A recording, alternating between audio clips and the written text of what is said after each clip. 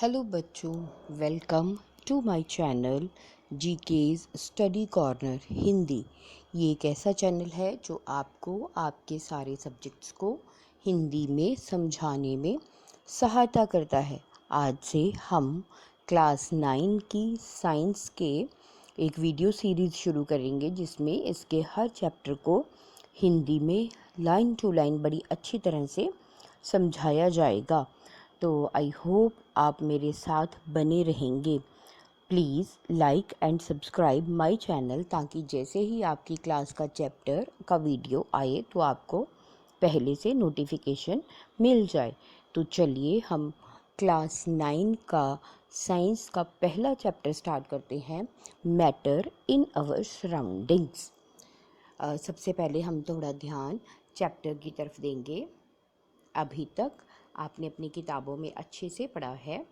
As we look at our surroundings, we see a large variety of things with different shapes, sizes and textures.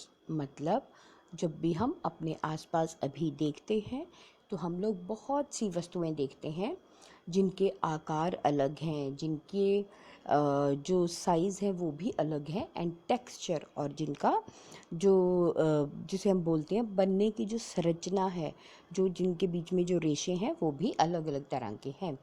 Everything in this universe is made up of material which scientists have named matter.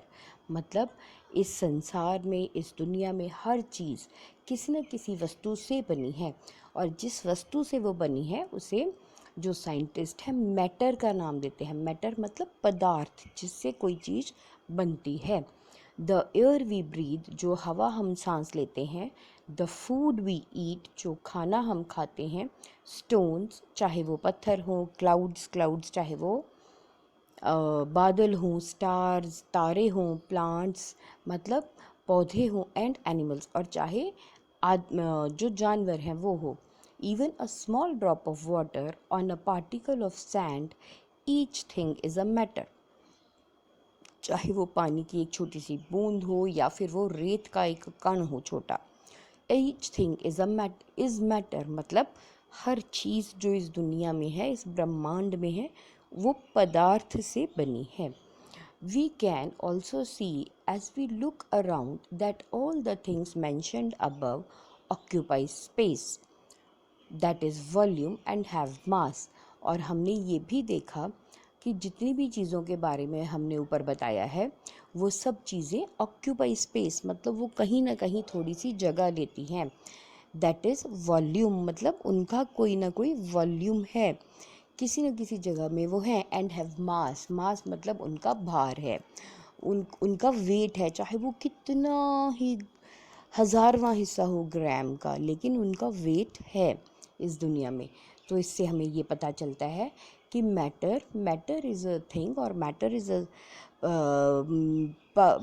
A we can say thing which can have a volume and have a mass. मतलब जो जगह को घेरे और जिसका wait हो उसे ही हम मास कहते हैं। ये चीज़ हमने इस पैराग्राफ से सीखी। चलिए आगे पढ़ते हैं। Since early times, human beings have been trying to understand their surroundings. पुराने ज़माने से जो इंसान है उसने अपने आसपास के चीज़ों के बारे में जानने की कोशिश की है। Early Indian philosophers classified matter in the form of 5 basic elements. पुराने ज़माने में जो भारत के दार्शनिक थे उन्होंने जो पदार्थ है, जो मैटर है, उसको 5 बेसिक एलिमेंट्स में भागों में बांटा है, जिन्हें कि पंच तत्व कहा जाता है। वो है एयर यानी हवा, अर्थ यानी धरती, फायर यानी आग, स्काई यानी आसमान, एंड वाटर यानी पानी। According to them everything living or non-living was made up of these 5 basic elements। तो भारत के लोग ये मानते थे, पुराने दार्शनिक ये मानते थे कि दुनिया में जितनी भी चीज़ें हैं, चाहे वो लिविंग मतलब जिंदा हैं या नॉन लिविंग मतलब उनमें जान नहीं है, वो सब इन्हीं पंच तत्वों से बनी है। Ancient Greek philosophers had arrived at a similar classification of matter। जो पुराने ग्रीक के दार्शनिक थे वो भी इसी बात पे आए कि जो दुनिया की चीज़ें हैं, कोई भी चीज़ है चाहे पूरे ब्रह्मांड में, वो इन्हीं पंच तत्वों से बनती है। Modern day scientists have evolved two types of classification of matter based on their physical properties and chemical nature. पर आज के ज़माने के जो वैज्ञानिक हैं वो चीज़ों को, पदार्थ जो है उसको दो तरह से बांटते हैं। On the basis of their physical properties, मतलब जो उनमें जो उनकी फिज़िकल मीन्स जो उनकी दिखने वाले जो गुण हैं उनमें जो चेंजेस आते हैं उसके बेस पे, और केमिकल नेचर, या फिर अगर हम उन्हें अलग अलग रसायनों में डालते हैं तो उन रसायनों की वजह से उनमें क्या चेंजेस आते हैं या उनके गुणों में क्या बदलाव होते हैं। मतलब वो दो तरह से बांटते हैं। नंबर वन, कि अलग अलग चेंजेस में उनकी शेप्स, उनके आकार, उनके स्ट्रक्चर में क्या फ़र्क पड़ता है। दूसरा, अगर हम उन्हें रसायनों के साथ उनकी क्रियाएं करवाते हैं तो उसमें उनके ऊपर क्या असर आता है। So, in this chapter, we shall learn about the matter based on its physical properties. तो इस चैप्टर में जो हम हैं, हम मैटर के बारे में यानी पदार्थ के बारे में वो पढ़ेंगे कि जो उसकी फिज़िकल प्रॉपर्टीज़ के, उसके जो आकार के चेंजेस हैं, जो उसके दिखने में जो चीज़ें हैं उसमें जो चेंजेस आते हैं, हम उनके बारे में पढ़ेंगे। Chemical aspect of matter will be taken up in the subsequent chapters. तो जो आगे आने वाले चैप्टर्स हैं उनमें हम जो मैटर है, जो पदार्थ है, उसके केमिकल आस्पेक्ट्स, मतलब उस वो अलग अलग जो रसायन है उनसे किस तरह क्रिया करता है, इसके बारे में हम आगे आने वाले चैप्टर्स में ही पढ़ पाएंगे। अब सबसे पहले हमारे पास टॉपिक है फिज़िकल नेचर ऑफ मैटर, मतलब जो हमारा पदार्थ है उसकी फ़िज़िकल नेचर, उसको, उसकी बनावट कैसी है, वो कैसा है, दिखने में कैसा है, छूने में कैसा है, महसूस करने में कैसा है। तो हमारे पास जो पॉइंट है 1.1.1, हमारा पहला पॉइंट है matter is made up of particles, मतलब कोई भी जो पदार्थ हैं वो पार्टिकल्स, मतलब छोटे छोटे कणों से बने होते हैं। For a long time, two schools of thought prevailed regarding the nature of matter. बहुत लंबे समय से जो मैटर है उसके स्वभाव के बारे में दो विचार चलते हैं। One school believed matter to be a continuous like a block of wood. एक जो मत है वो ये है कि जो पदार्थ है it is continuous like a block of would, ये एक लकड़ी के टुकड़े की तरह लगातार बना हुआ है। Whereas the other thought that matter was made up of particles like sand, और दूसरा ये मानता है कि जो पदार्थ है वो पुराने समय में जैसे रेत के कण हैं उस तरह के कणों से बना हुआ था। So let us perform an activity to decide about the nature of matter.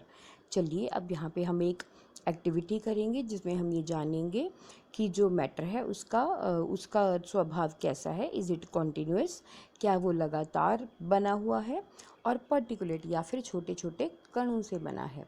अब यहाँ पे आप देखिए, टेक 100 ml बीकर, आप एक 100 ml वाला बर्तन ले, fill a half of the beaker with water and mark the level of water. आप उसमें जो पानी है उसको ले लें और एक, जहाँ तक पानी का लेवल लिया है, आधा भरा है उसको, जहाँ पानी लिया है वहाँ पे उस पर निशान लगा लें पानी के लेवल पे। डिज़ोल्व सम सॉल्ट और sugar with the help of a glass rod. अब आप इसमें थोड़ा सा नमक या थोड़ी सी चीनी एक ग्लास के डंडे की सहायता से मिक्स करें। Observe any change in the water level. क्या आपको वहाँ पे कुछ चेंज दिखा कि कहीं वो पानी का जो लेवल था वो बढ़ा या नहीं। What do you think has happen to the salt. क्या आपको लगता है कि नमक के साथ क्या हुआ होगा। वेयर डज इट डिसअपियर, नमक कहाँ चला गया। Does the level of water change, क्या पानी का स्तर बढ़ा या घटा। In order to answer these question we need to use the idea that matter is made up of particles. अब इन सभी प्रश्नों का आंसर देने के लिए हमें ये मत लेकर चलना होगा कि जो मैटर है, जो पदार्थ है, वो पार्टिकल्स मतलब कणों से बना है। Has now spread the salt और sugar, so yes what was there in the spoon. तो यहाँ पे चम्मच है उसमें क्या था? सॉल्ट और शुगर। इसमें क्या था? नमक या चीनी? That has now spread through water. अब यही बात जो जो नमक या चीनी थी वो पानी में घुल गया। तो यहाँ पे इस एक्सपेरिमेंट में हम लोग देख रहे हैं कि ये पानी है, पहले बीकर में, पहले बर्तन में पानी है जिसमें सिर्फ पानी के ही कण हैं। आपको बड़े करके दिखाए गए, इसमें सिर्फ पानी के कण हैं। Particles of water magnified millions time, मतलब उनको करोड़ों बार बढ़ा करके आपको दिखाया गया है। अब यहाँ पे पानी है, ऊपर से हम उसमें नमक डाल रहे हैं, तो नमक जो है पहले तो नीचे आकर बैठ जाएगा। स्टर, स्टर मतलब यहाँ पे हम इसको मिक्स करेंगे, और जब हम इसको मिक्स करेंगे तो आप देखेंगे पानी के कणों में जो नमक के कण हैं वो घुल जाएंगे। So when we dissolve salt into the water, जब हम पानी में नमक घोलते हैं, the particles of salt get the space between the particles of water. तो जो नमक के कण हैं वो पानी के कणों के बीच में जो जगह खाली रहती है उसके बीच में वो जगह ले लेते हैं। अब है how small are these particles of matter, मतलब ये जो पदार्थ हैं उनके जो पार्टिकल्स हैं, कण हैं, वो कितने छोटे होते हैं। अब हम यहाँ पे ये पढ़ेंगे। Take 2-3 crystals of potassium permanganate. अब आप 2-3 दाने पोटेशियम परमैंगनेट के लिए, and dissolve them in 100 ml of water, और आप इन्हें 100 ml पानी में घोल दें।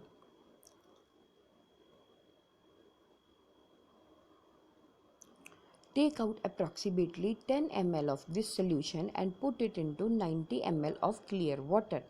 अब इसमें से आप 10 ml लें पानी और उसे 90 ml साफ पानी में डाल दें। तो take out a 10 ml of this solution and put it into another 90 ml of clear water. So keep diluting this solution like this to 5 or 8 times. Is the water still colored?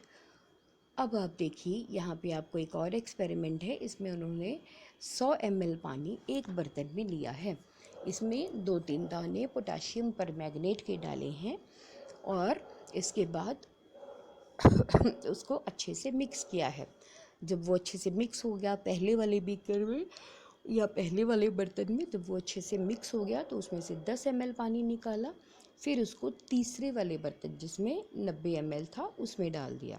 अब ये 10 ml डालने से जो तीसरा बर्तन है उसमें 100 ml हो गया, फिर उसमें से 10 ml पानी निकाला और उसको अगले चौथे वाले बर्तन में जिसमें 90 ml था उसमें डाल दिया और अच्छे से घोल दिया। फिर उसमें से चौथे वाले बर्तन में से 10 ml लिया और पांचवा बर्तन जिसमें 90 ml पानी था उसमें डाल दिया। तो इस तरह से उसने कहा कि इसको आप 5 या 8 बार आगे की आगे ट्रांसफ़र करते जाएं। Is the water still coloured, क्या पानी अभी भी पानी में रंग है? बिल्कुल है पानी में रंग, लेकिन ये है कि जब हमने पहले वाले बर्तन में 100 ml पानी डाला था जिसमें हमने पोटेशियम परमैंगनेट के दाने डाले, तो वो वहाँ पानी का रंग डार्क था, गाढ़ा था, मतलब पोटेशियम परमैंगनेट की मात्रा ज़्यादा थी 100 ml पानी में। उसके बाद हम जैसे जैसे अगले बर्तनों में पानी डालते गए तो जो पानी के कण थे उनमें पोटेशियम परमैंगनेट के कण कम से कम होते चले गए और पानी का रंग गहरे जामुनी से हल्का जामुनी होता चला गया। So, estimating how small are the particles of matter, with every dilution, though the color becomes light, it is still visible. अब आप यहाँ पे आपने ये सीखा कि जैसे जैसे हम जो पानी है, जो कण हैं, हम उनको आगे की आगे गाढ़े घोल से पतला करते जाते हैं तो जो रंग है, जो पोटेशियम परमैंगनेट का रंग है वो गाढ़े से हल्का होता जाता है, परंतु फिर भी it is visible, but still हम पानी में रंग को देख पाते हैं, मतलब पोटेशियम परमैंगनेट के कणों को हम उसमें स्टिल देख पाते हैं। सो दिस एक्सपेरिमेंट शोज़, इस एक्सपेरिमेंट से हमें ये पता लगता है that just a few crystal of potassium permanganate can color a large volume of water. तो यहाँ से हमें ये पता लगता है कि जो पोटेशियम परमैंगनेट के थोड़े से दाने जो हैं वो बहुत सारे पानी को रंग दे सकते हैं। So we conclude that there must be million tiny particles in just one crystal of potassium permanganate. तो हमने यहाँ से ये रिज़ल्ट निकाला कि जो पोटेशियम परमैंगनेट का सिर्फ एक दाना है उसमें हज़ारों करोड़ों छोटे छोटे उसके जो कण हैं वो मिले हैं, which keep dividing themselves into smaller and smaller particles. और जैसे जैसे हम घोल को गाढ़े से पतला करते जाते हैं, आगे के आगे मिलाते जाते हैं, तो ये जो कण हैं ये अपने आप को और छोटे करते करते आगे के आगे फैलते जाते हैं। Ultimate a stage is reached, और फाइनली हम लोग एक ऐसी जगह पहुंच जाएंगे या हम एक ऐसे पॉइंट पे पहुंच जाएंगे when these particles can not divide further into a small particle, जहाँ पे हम इन कणों को आगे और छोटे कणों में नहीं बांट पाएंगे। The same activity can be done using 2 ml of Dettol instead of potassium permanganate।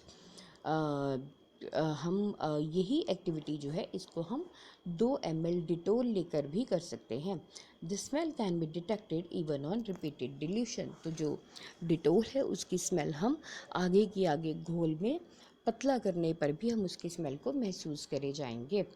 The particles of matter are very small, they are small beyond our imagination. तो यहाँ से हमने सीखा कि जो पदार्थ है, जो बैटर है, उसके जो कण हैं वो बहुत ज़्यादा छोटे हैं, इतने ज़्यादा छोटे कि हम उनके बारे में सोच भी नहीं सकते।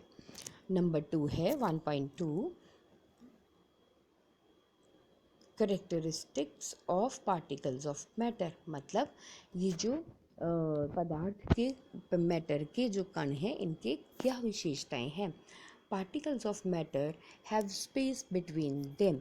In activity 1.1 and 1.2, we saw that particles of sugar, salt, Dettol or potassium permanganate got very evenly distributed in water। अभी तक हमने जो एक्टिविटी 1.1 और 1.2 की है उससे हमने ये सीखा कि जो चीनी के, नमक के, डिटोल के या पोटेशियम परमैंगनेट के जो कण हैं वो आसानी से पानी में या पानी के कणों में मिल जाते हैं। सिमिलरली इसी तरह से व्हेन वी मेक टी, जब हम चाय बनाते हैं, कॉफ़ी और लेमनेड या कॉफ़ी बनाएं या फिर नींबू पानी बनाएं, particles of one type of matter get into the spaces between the particles of other. जो एक पदार्थ के कण हैं वो दूसरे पदार्थ के कणों के बीच में जो जगह रहती है उसके बीच में मिल जाते हैं। So this shows that there is enough space between the particles of matter. तो इससे अभी तक हमने ये सीखा कि जो पदार्थ है, जो मैटर है, उसके जो कण हैं उनके बीच में इनफ मतलब बहुत सारी जगह रहती है। पार्टिकल्स ऑफ मैटर, आगे हमारा पॉइंट है point 1.2.2 particles of matter are continuously moving. मतलब जो पदार्थ के जो कण हैं, जो मैटर के कण हैं, वो लगातार हिलते रहते हैं। अब यहाँ पे एक्टिविटी 1.3 है put an unlit license put an unlit incense stick at the corner of your class. How close do you have a smell to go near so as to get its smell? How close do you have to go near it so as to get a smell? अब यहाँ पे देखिए एक छोटी सी activity है कि एक बिना जली हुई जो धूप अगरबत्ती की छड़ी है या धूप अगरबत्ती है, एक बिना जली हुई धूप अगरबत्ती लें, उसे अपनी क्लास के कोने में रखें। अब आप ये सोचें कि उसकी खुशबू लेने के लिए आपको उसके कितने पास जाना पड़ता है। और उसके बाद now lit the incense stick. अब आप जो वो अगरबत्ती की छड़ी है, धूप अगरबत्ती की, उसको आप जला दें। व्हाट हैपन्स, क्या होता है? Do you get the smell sitting at the distance? क्या जो आप जहाँ बैठे हैं, चाहे उससे दूर ही बैठे हैं, क्या आप उसकी स्मेल को महसूस कर पा रहे हैं? रिकॉर्ड योर ऑब्जर्वेशंस, अपनी ऑब्जर्वेशंस को देखिए। तो डेफिनेटली जब धूप जलती है, दो जो उसके कण हैं वो जलने के बाद हवा में घुल जाते हैं और हवा से फैलते हुए वो आपके नाक तक पहुंचते हैं। तो आप दूर बैठे हुए भी जो धूप अगरबत्ती जल रही है उसकी खुशबू को महसूस कर पाते हैं। अब इसी तरह से आपके पास है एक्टिविटी 1.4 टेक 2 glasses और बीकर्स फिल्ड विद वाटर। अब आप 2 ग्लास या 2 बर्तन भरा हुआ पानी लें। Put a drop of blue and red ink slowly. अब इस पर आप या तो नीली स्याही या लाल स्याही के कण डालें and carefully along the slides of the first beaker and honey in the same way in the second beaker। मतलब आप पहले बर्तन में जो है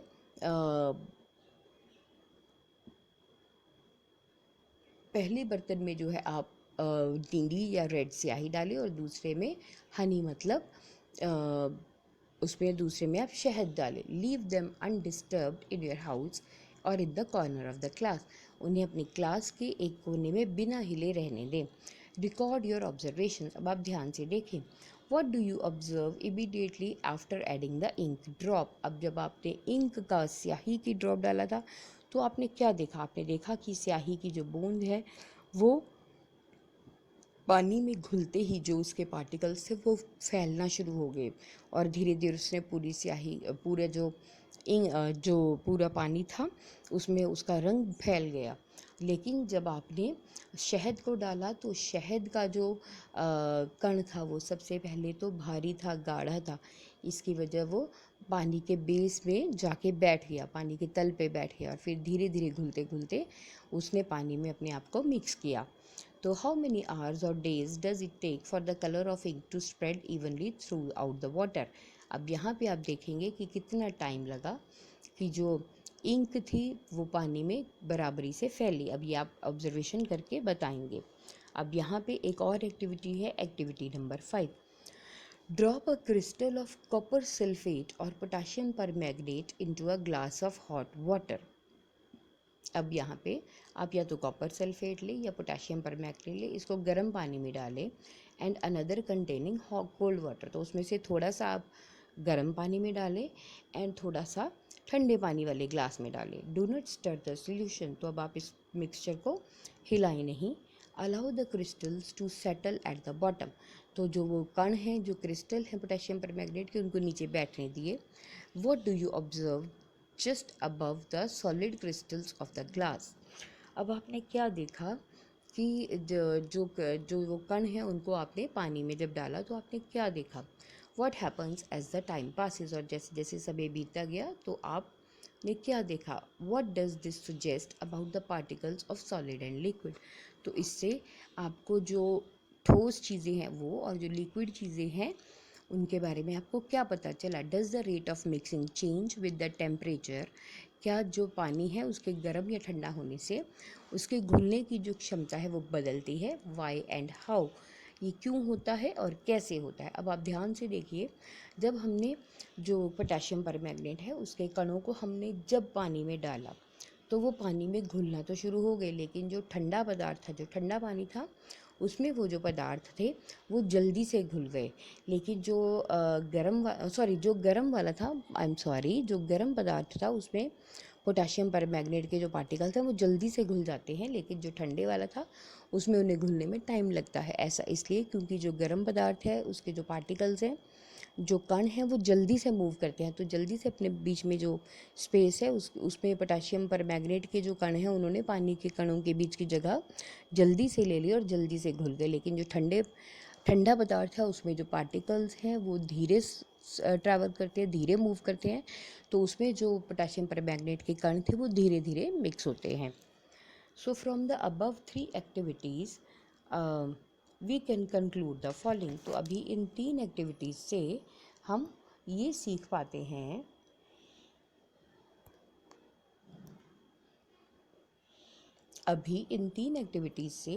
हमने ये सीखा that particles of matter are continuously moving. कि जो पदार्थ है, जो मैटर है, उसके जो कण हैं वो लगातार यहाँ वहाँ हिलते रहते हैं। They possess what we call a kinetic energy. मतलब उनमें काइनेटिक एनर्जी होती है। काइनेटिक एनर्जी वो एनर्जी है जो हमें हमारी मूवमेंट की वजह से, हमें एक जगह से दूसरी जगह जाने से मिलती है। वो उस एनर्जी को हम लोग काइनेटिक एनर्जी कहते हैं। एज द टेम्परेचर राइजेस, जैसे जैसे तापमान बढ़ता है, पार्टिकल्स मूव फास्टर। जो कण हैं वो जल्दी से आगे हिलते हैं। So we can say that with the increase in the temperature the kinetic energy of the particles also increases. तो हम यहाँ पे ये निष्कर्ष, ये रिजल्ट निकाल सकते हैं कि जैसे जैसे जो पदार्थ है उसका टेम्परेचर बढ़ता है, उसका तापमान बढ़ता जाता है, तो जो उसमें कण है उनकी काइनेटिक एनर्जी भी बढ़ती जाती है। So in the above 3 activities we observe that particles of matter intermix on their own with each other. तो हमने यहाँ पे ये सीखा कि जो पदार्थ के जो कण हैं, जो मैटर के जो पार्टिकल्स हैं, वो अपने अपने से ही एक दूसरे में मिक्स होते हैं। They do so by getting into the space between the particles. तो वो जो दो पदार्थ हैं वो आपस में मिक्स होते हैं। किस तरह से? जिस पदार्थ में पहले वाले पदार्थ को मिक्स होना होता है, उसके बीच में, उसके कणों के बीच में जो जगह रहती है, घुलने वाला पदार्थ उस जगह को घेर लेता है। So this intermixing of particles of two different types of matter on their own is called diffusion। मतलब दो अलग अलग तरह के पदार्थ जब उनके जो कण हैं वो आपस में मिल जाते हैं अपने से, तो इस चीज़ को हम डिफ्यूज़न कहते हैं। आप इस पॉइंट को अंडरलाइन कीजिए, आपका क्वेश्चन आ सकता है व्हाट इज़ डिफ्यूजन। तो डिफ्यूजन क्या है? डिफ्यूजन का मतलब है जब दो मटेरियल्स के पार्टिकल्स, कण आपस में, अलग अलग तरह के जो पार्टिकल्स होते हैं वो आपस में अलग अपने से मिलते हैं, तो हम इसे डिफ्यूजन का नाम देते हैं। वी ऑल्सो ऑब्जर्व, हमने अभी तक ये भी देखा, दैट ऑन हीटिंग, कि गर्म करने पे डिफ्यूजन बिकम्स फास्टर, कि ये जो डिफ्यूजन है वो जल्दी से तेज हो जाता है। अब इसके बाद है हमारा point 1.2.3, particles of matter attract each other. मतलब जो पदार्थ के कण हैं वो एक दूसरे को अपनी तरफ आकर्षित करते हैं। अब यहाँ पे हमारे पास फिर से एक एक्टिविटी है।